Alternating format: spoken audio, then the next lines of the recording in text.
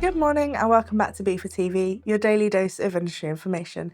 Today's episode is looking at the latest update on the EUDR, and to tell us about the simplification, we're joined by Jamie from our policy and compliance team. So Jamie, thank you so much for joining us this morning. Thank you for having me. Now, before we look at the update that's just been published, can you remind our members exactly what the EUDR is? Yep, so EUDR is the European Union Deforestation Regulation. It's an environmental law used to prevent deforestation or degradation of land. So I don't know if you know this, but actually illegal logging is the third biggest transnational crime in terms of value. Right. So it's a big problem. The EUDR is designed to prevent exporters from the EU or people that first place a commodity or a derivative of that commodity on the market from producing products that have been made on deforested land or degraded land. So that first operator would have to fulfill a due diligence statement, which basically states that their commodity or product has not been produced on deforested or degraded land. So in January, as you said, there was calls to simplify this regulation as it seemed very complicated, and that's what happened. So why exactly did the EUDR need simplifying and what did that look to achieve? Yeah, so people were worried about how complicated it was, and particularly the administrative burden on small and micro businesses that may not have the sort of time and resources to really dedicate to this.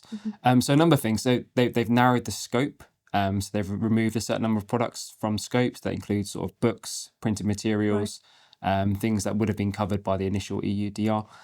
They've simplified it so that smaller operators only have to create a one-off declaration rather than do it shipment by shipment basis, again reducing that administrative workload, and also simplified it for downstream operators. So it'd be that the first person that puts it on the market does the due diligence statement and gets a reference number, and as it goes downstream, you don't have to keep doing those sort of due diligence statements. Again, just simplifying it, making it easier for the whole sort of supply chain. And the review of this, as I understand, was recently published. Can you tell us exactly what the outcome of that was? Yeah, so the simplification regulation came out in January 2026, and within that simplification regulation, it stated that it needs to be a review of that regulation. So what's happened now is the review was done in this year, April to May, so it's recently been announced, and it basically says that, this is happening. So we've had a lot of uncertainty. EUDR has been delayed multiple times. We've had simplifications. Now it's saying basically it's provided a bit of certainty to the market.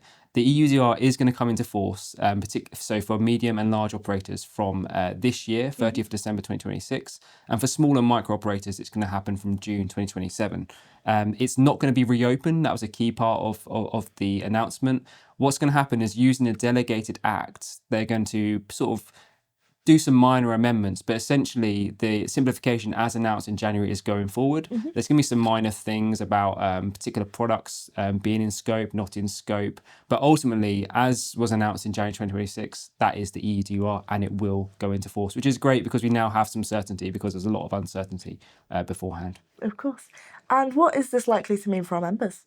Yeah, so as I said at the beginning, the EUDR is for the first operator, the person who exports or first puts it on the market, which wouldn't necessarily be our members as UK freight forwarders. In fact, it's very much likely not to be. But ultimately, what may happen is that customers may get into contact with our members, and members just need to be aware. It's an awareness piece. Ultimately, they need to be aware of this regulation, and that customers might come to them for information regarding this regulation. So they have, the EU Commission has released a number of guidance documents and FAQs, and I suggest that our members go and have a look at those, and if they get any questions from customers, they can then refer them to that. That's great, Jamie. Thank you so much for the update. Thank you for having me. We will leave a link to the simplification report in the description below, as well as Jamie's contact details for if you have any further questions.